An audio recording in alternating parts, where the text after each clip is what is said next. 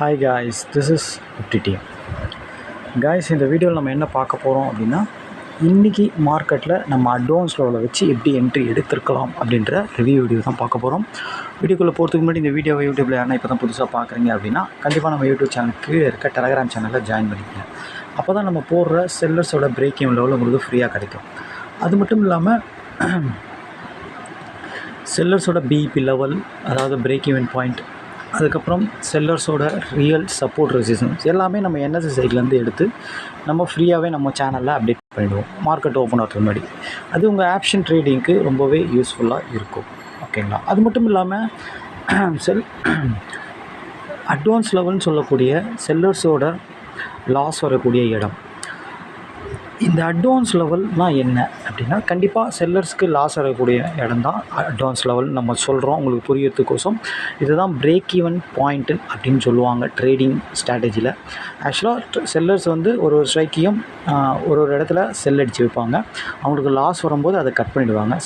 செல் அடிக்கிற இடத்துல லாஸ் வந்து அவங்க கட் பண்ணாங்கன்னா என்ன பண்ணுவாங்க? பை தானே பண்ணுவாங்க. அப்போது மார்க்கெட் மேலே போகும். அந்த இடத்துல தான் நம்ம பை பண்ணி ப்ராஃபிட் பண்ணுவோம். இதை தான் நம்ம என்எஸ்சி சைட்டில் போய்ட்டு இந்த அட்வான்ஸ் லெவல் எப்படி எடுக்கிறது, செல்லர்ஸ்க்கு லாஸ் வரக்கூடிய இடம் எது அப்படின்னு பார்த்து அதை எடுத்து அதை நம்ம இன்ட்ராடேயில் எப்படி அக்யூரேசியாக ட்ரேட் எடுக்கிறது நம்ம சொல்லிக் கொடுக்குறோம். இதை ஒரு வீடியோ கோர்ஸாக கொடுக்குறோம். இந்த வீடியோ கோர்ஸ் வாங்கணும்னு நினைக்கிறோம், கற்றுக்கணும்னு நினைக்கிறோம், கண்டிப்பாக நம்ம டெலகிராம் சேனலில் டிஸ்கிரிப்ஷனில் நம்ம காண்டாக்ட் லிங்க் இருக்குது. அதில் வந்து கண்டிப்பாக நீங்கள் காண்டாக்ட் பண்ணலாம். ஓகே கைஸ், இப்போது இன்றைக்கி மார்க்கெட்டில் நம்ம அட்வான்ஸ் லெவல் வச்சு எப்படி என்ட்ரி எடுத்துருக்கலாம் அப்படின்ட்டு பார்க்கலாம். கைஸ், இன்றைக்கி மார்க்கெட் பார்த்திங்கன்னா 23,480 பக்கமாக ஓப்பன் ஆச்சு. ஆக்சுவலாக ஓப்பன் ஆன ஒரு 15 மினிட்ஸ் கழிச்சு நம்ம என்ட்ரி எடுப்போம். ஓப்பன் ஆன ஒரு 15 மினிட்ஸில் எங்கே இருந்தது மார்க்கெட் அப்படின்னா 23,420. அதாவது ஓப்பனுக்கு கீழே எஸ்டர்டே ஐக்கு கீழே, எஸ்டர்டே ஐயை கீழே உடைக்கிறோம். அதாவது எஸ்டர்டே ஐயை தாண்ட முடியாமல் ஐ உள்ளே வரோம். ரொம்ப முக்கியமான விஷயம். ஓகேங்களா? ஓகே. இன்னொன்று ஓப்பனுக்கு கீழே. அப்போது மார்க்கெட் வந்து ஒரு க்ளீன் நெகட்டிவ். ஓகேங்களா? மார்க்கெட் வந்து 420 இருக்கும்போது 450 அப்படின்ற புட்டும் 350 400 அப்படின்ற காலும் தான் இந்த மணி. ஓகேங்களா? அதனால் நம்ம என்ன பண்ணோம் அப்படின்னு கேட்டிங்கன்னா, ஃபஸ்ட் எடுத்தோன்னே நம்ம 15 மினிட்ஸில் எதை பார்த்தோம் அப்படின்னு கேட்டிங்கன்னா, புட்டை தான் போய் பார்த்தோம். ஏன்னா மார்க்கெட் வந்து ஓப்பனுக்கு கீழே எஸ்டர்டேயே கீழே உடச்சிருக்கான்னும்போது ஒரு நெகட்டிவ். ஓகேங்களா? அப்போ போய் நம்ம ஃபஸ்ட் எடுத்தோன்னே புட்டை தான் போய் செக் பண்ணோம். இதுதான் 23,450ன்ற இந்த மணி புட் ஆப்ஷனோட சார்ட்டு. எக்ஸாக்டாக பாருங்கள், மார்க்கெட் நெகட்டிவ் இருக்கும்போது புட் ஆப்ஷன் பாசிட்டிவாக இருக்கணும். கரெக்டாக இவன் பாசிட்டிவாக இருக்கிறான் பாருங்கள். 62 அப்படின்றது இவனோட ஓப்பன் ப்ரைஸ். இவன் ஓப்பனுக்கு மேலே கரெக்டாக இருக்கிறான் பாருங்கள். இன்னொன்று, மார்க்கெட் எஸ்டர்டேயை கீழே உடைக்குது அப்படின்னா புட் ஆப்ஷன் எஸ்டர்டே லோ உள்ளே இருக்கணும். இதுதான் ரூல், இதுதான் லாஜிக்கு. ஓகேங்களா? இருந்தே ஆகணும். இதுதான் ரூல். ஓகேங்களா? எல்லா மார்க்கெட்லேயும் பெரும்பாலும் இப்படி தான் நடக்கணும். இதுதான் ரூல்ஸ். ஓகேங்களா? அப்போது மார்க்கெட் எஸ்டர்டேயை கீழே உடச்சி கால் ஆப்ஷன் மார்க்கெட் எஸ்டர்டேயை உடச்சா கால் ஆப்ஷன் எஸ்டர்டே எதனை உடைக்கும். அதான் ரூலு. அப்போது ரெண்டு பேருமே எஸ்டர்டேயை கீழே உடைக்கிறாங்க அப்படின்னா, ஐயை தாண்டலை அப்படின்னா புட் ஆப்ஷன் வந்து எஸ்டர்டே லோவை உடைக்கக்கூடாது. இதுதான் ரூலு, இதுதான் லாஜிக். நம்ம முன்னாடியே சொன்னோம். அப்போது மார்க்கெட்டும் கால் ஆப்ஷனும் எஸ்டர்டேயை உடைக்க முடியாமல் கீழே உடைச்சிட்டான் அப்படின்னா புட் ஆப்ஷன் எஸ்டர்டே லோ கீழே இருந்தாலும் லோ உள்ள வரப்போகுது அப்படின்ட்டு தான் அர்த்தம். நேற்று மார்க்கெட்லேயும் இப்படி தான் நடந்தது. அது கீழே இருந்தாலும் மேலே போயிடும் கண்டிப்பாக. அது நீங்கள் கரெக்டாக சப்போர்ட்டில் இருக்கும்போது எடுத்துகிட்டு ப்ராஃபிட் பண்ணிட்டு போயிட்டே இருக்கலாம். ஓகேங்களா? அதாவது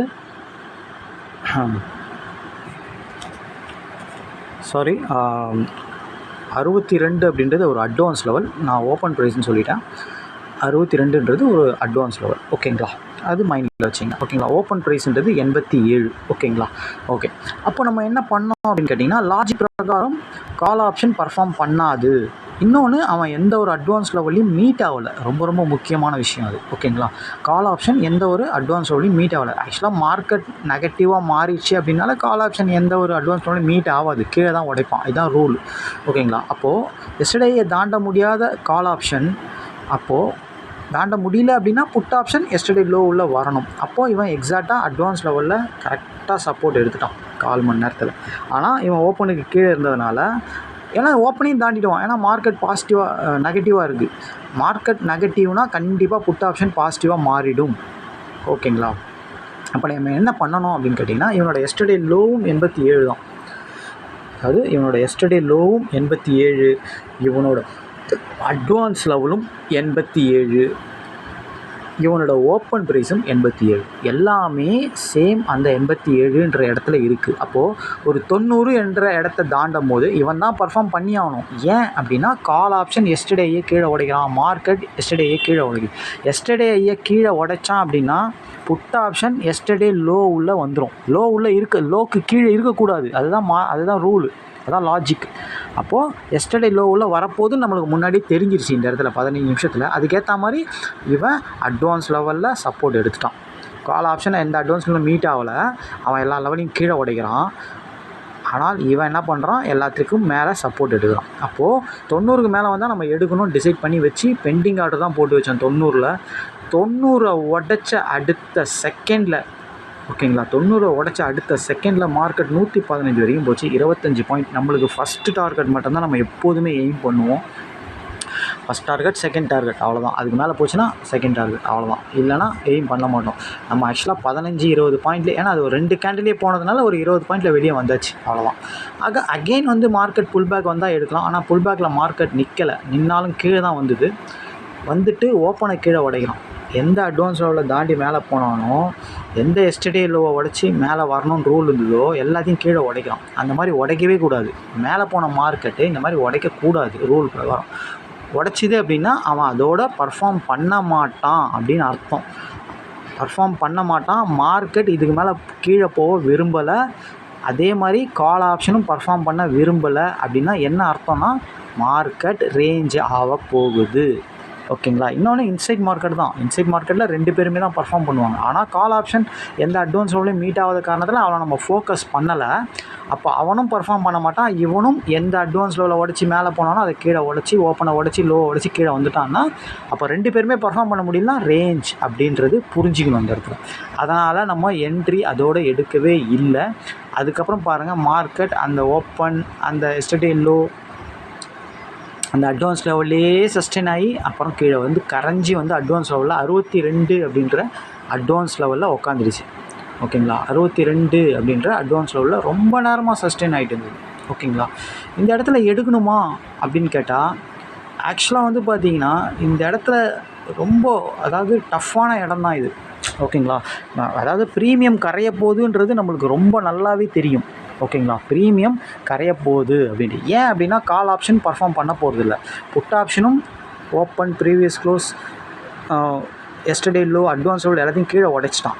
அதாவது இவன் தான் பர்ஃபார்ம் பண்ணான். இவன் பர்ஃபார்ம் பண்ணி டார்கெட் கொடுத்துட்டு 25 பாயிண்ட், வெறும் 25 பாயிண்ட் டார்கெட் கொடுத்து கீழே வந்துட்டான்.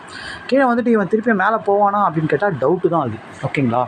இந்த இடத்துல அட்வான்ஸ் லெவலில் வச்சு என்ட்ரி எடுத்திருந்தால் கண்டிப்பாக 15 பாயிண்ட் ஸ்டாப் லாஸ். 65 அப்படின்ற இடத்துல எடுத்திருந்தாலும் 50 தான் ஸ்டாப் லாஸ். ஆனால் 50 ஸ்டாப் லாஸ் இந்த இடத்துல அடிச்சிட்ருப்பான் எடுத்திருந்தால். ஆனால் இந்த என்ட்ரியை எடுத்துட்டு எப்போ எடுக்கணும் அப்படின்னு கேட்டிங்கன்னா, எப்போதுமே வந்து பார்த்திங்கன்னா நம்ம ஏன் ஃபஸ்ட் ஆஃப் செகண்ட் ஆஃப் ட்ரேடுன்னு பிரிக்கிறோம் அப்படின்னா, ஃபஸ்ட்டு ஒரு அரை மணி நேரம் தான் மார்க்கெட் வந்து பார்த்திங்கன்னா எக்ஸாக்டாக அந்த ப்ரீமியம் சொல்கிற மாதிரி கரெக்டாக போகும். அதுக்கப்புறம் ஒரு 10:15 மதியம் ஒரு 12:30 மணி வரைக்கும் பார்த்திங்கன்னா ரேஞ்சு தான் ஆகும். ஏன் அப்படின்னா அந்த ப்ரீமியத்தை கரைக்கிற டைம் அதுதான். அதனால் பெரும்பாலும் அந்த டைமில் ஒரு 10:30 12:30 வரைக்கும் என்ட்ரி யாருமே போக மாட்டாங்க. சில டைமில் எப்போவாச்சும் ஒரு சில டைமில் தான் அந்த டைம்லலாம் மூவ்மெண்ட் வந்து நல்லா மூவ்மெண்ட் காட்டுவான். ஆனால் பெரும்பாலும் டைமில் 10:30 12:30 வரைக்கும் மூவ்மெண்ட்டே இருக்காது. எப்போ இவனை எடுத்துருக்கலாம் அப்படின்னு கேட்டிங்கன்னா, ஒரு 12:30 மணிக்கு மேலே, 1:30 மணிக்கு மேலே தான் இவனை எடுக்கணும். ஏன்னா 0 to hero கான்செப்டும் அப்போ தான் வரும். ஓகேங்களா? இந்த 1:30 மணிக்கு நீங்கள் பாருங்கள், 1:30 மணிக்கு மேலே பாருங்கள், இவன் ஒரு பர்ஃபார்ம் பண்ணியிருப்பான். ஏன் இவன் பர்ஃபார்ம் பண்ணணும்? இங்கேருந்து 62 திருப்பியும் 87 வரைக்கும் ஏன் போயிருக்கான்? திருப்பியும் ஒரு 20-25 பாயிண்ட் கொடுத்தான். ஏன் அப்படின்னா கால் ஆப்ஷன் எஸ்டர்டே லோவை கீழே உடைச்சிட்டான். ஓகேங்களா? அவன் டோட்டலாக வீக்கு. ப்ரீவியஸ் க்ளோஸ் கீழே, ஓப்பனுக்கு கீழே எல்லாமே நெகட்டிவ், கீழே வந்துட்டான். அட்வான்ஸ் லெவலாம் கீழே உடச்சிட்டு போயிட்டே இருக்கான் அவன். அப்போது இவன் தான் பர்ஃபார்ம் பண்ணி அவன் ஒரு வழியே கிடையாது. ஓகேங்களா? ஆனால் இவன் பர்ஃபார்ம் பண்ணியே தீரணும் ரூல்லாம் கிடையாது. இந்த இடத்துல இவன் சஸ்டெயின் ஆகிட்டான், இவன் போய் கண்டிப்பாக அவன் பர்ஃபார்ம் பண்ணனா இவன் தான் பண்ணணுமான்னு கேட்டால் கண்டிப்பாக கிடையாது. நம்மளோட வேலை என்ன அப்படின்னு கேட்டிங்கன்னா, கரெக்டாக அந்த டைமிங்கில் நம்ம எடுக்கிறோம். ஒரு 1/2 hour வெயிட் பண்ணுறோம். டார்கெட் அடித்தா ஓகே, கீழே வந்து ஸ்டாப் லாஸ் தான் ஒன்றுமே பண்ண முடியாது. இதுதான் விஷயம். ஓகேங்களா?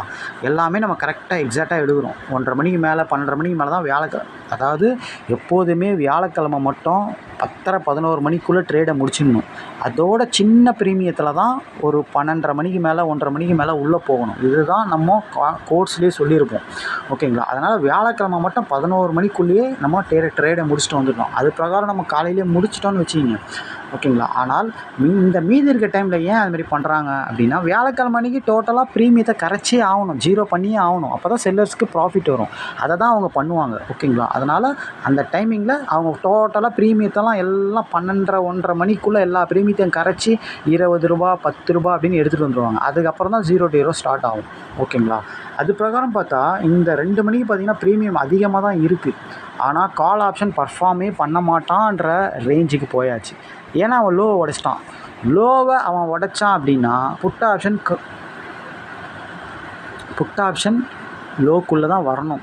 இவன் லோவை உடைக்கக்கூடாது. இதுதான் ரூல். ஓகேங்களா? அதனால தான் இவனை நம்ம எடுக்கணும்னு சொல்கிறோம். இந்த இடத்துல எடுத்துருக்கலாம். 62ன்ற இடத்துல எடுத்துகிட்டு ஒரு 20 பாயிண்டில் வெளியே வரலாம். ஆனால் என்னோட சஜஷன் என்ன அப்படின்னு கேட்டால், ₹62 இந்த இடத்துல இவன் பர்ஃபார்ம் பண்ணும்போது எடுக்க வேண்டாம் அப்படின்னு தான் நான் சொல்லுவேன். ஏன் அப்படின்னா டைம் 2 இன்றைக்கி வந்து பார்த்திங்கன்னா எக்ஸ்பெரி. அப்போது இவன் இந்த ₹62 வந்து இங்கேருந்து இவ்வளோ தூரம் போவானா, இவன் தான் பர்ஃபார்ம் பண்ணணும். ஆனால் இவன் பண்ணியே தீரணும்னு 100% ரூல் கிடையாது. ஓகேங்களா? இவன் ப்ரீமியத்தை கரைக்கிறதுக்கு சும்மா ஃபேக்காக மேலே போய் கீழே கூட வருவான். ஓகேங்களா? அதனால் இவனை அவாய்ட் பண்ணிட்டு தான் இருக்கணும். இந்த இடத்துல என்ட்ரி போயே இருக்கக்கூடாது. காலையில் கண்டிப்பாக போயே இருக்கக்கூடாது. 11 மணிக்கெலாம் இந்த என்ட்ரிலாம் போகவே கூடாது. ஏன் அப்படின்னா நீ வியாழக்கிழமை ப்ரீமியத்தை கரைப்பாங்க. அதனால் என்ட்ரி போகவே கூடாது. 12:30 மணிக்கு மேலே இந்த இடத்துல ஒரு ₹20 ₹15 இருந்தால் இவனை இங்கே எடுத்துருந்தால் கண்டிப்பாக ஒரு ₹100 போயிருக்கும். 0 to 0 இந்த இடத்துல நடந்திருக்கும். ஆனால் ப்ரீமியம் அதிகமாக இருந்ததுனால இந்த இடத்துல நம்ம என்ட்ரியை விட்டுட்டோம். ஆனால் இவன் தான் பர்ஃபார்ம் பண்ணி ஆகணும். ஏன் அப்படின்னா கால் option yesterday low, advance level எல்லாத்தையும் கீழே உடைச்சிட்டான். அப்போது கால் ஆப்ஷன் எஸ்டர்டே லோவை உடைச்சா புட் ஆப்ஷன் எஸ்டர்டே லோ கீழே இருக்கக்கூடாது. அதுதான் ரூலு. ஓகேங்களா? அதனால தான் இவன் இந்த இடத்துல பர்ஃபார்ம் பண்ணான். ஓகேங்களா? இது ரொம்ப முக்கியமான விஷயம். ஓகேங்களா? இந்த இடத்துல இதே வந்து வியாழக்கிழமை இல்லாமல் இருந்தால் இவன் கண்டிப்பாக இதை உடச்சிலாம் மேலே போயிட்டுருப்பான். ஏன்னா கால் ஆப்ஷன் எஸ்டர்டே லோ எல்லாத்தையும் உடச்சி கீழே போகும்போது புட் ஆப்ஷன் எஸ்டர்டே லோ கீழே இருக்கக்கூடாது. லோவில் தான் வரணும். அதான் லாஜிக். ஓகேங்களா? இன்றைக்கி வந்து எக்ஸ்பெரின்றதுனால இவன் வந்து மேக்ஸிமம் உள்ளே வரதுக்கு ட்ரை பண்ணி அதுக்கப்புறம் கீழே வந்து ஏன்னா எக்ஸ்பெரியில் 0 பண்ணி ஆகணும் எல்லாத்தையும். ஓகே, ஏன்னா ப்ரீமியம் ₹60 இருக்கும்போது இது 0 தான் பண்ணி ஆகணும். ஓகேங்களா? இதுதான் லாஜிக்கு. ஓகேங்களா? இது 2 ப்ரீமியமும் ₹5 ₹10 இருந்தால் இவன் தான் இந்த இடத்துல பர்ஃபார்ம் பண்ணிடணும். ஓகேங்களா? இதுதான் மேட்ரு. ஓகேங்களா?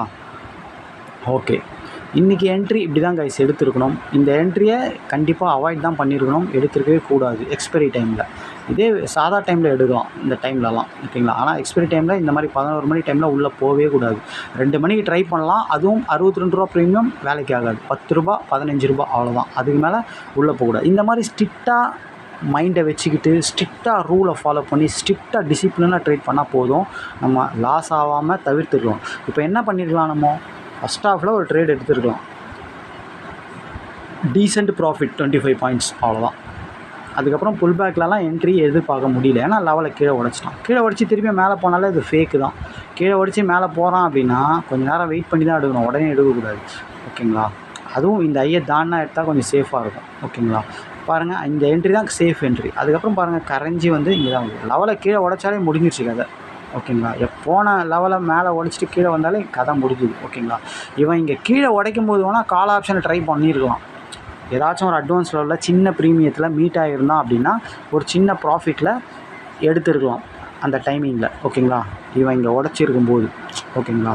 இது ட்ரை பண்ணிக்கலாம். ஆனால் நம்ம அதை ட்ரை பண்ணி எக்ஸ்பெரின்றதுனால நம்ம விட்டுட்டோம். வேண்டாம், ஒரு என்ட்ரி போதும். ஏன்னா அந்த காலையில் இருக்க அந்த ½ hour தான் நல்லாயிருக்கும் ப்ரீமியம். ½ hour 1 hourக்குள்ளே தான் அந்த ப்ரீமியம் ஃப்ரெஷ்ஷாக கரெக்டாக மூவ் ஆகும்.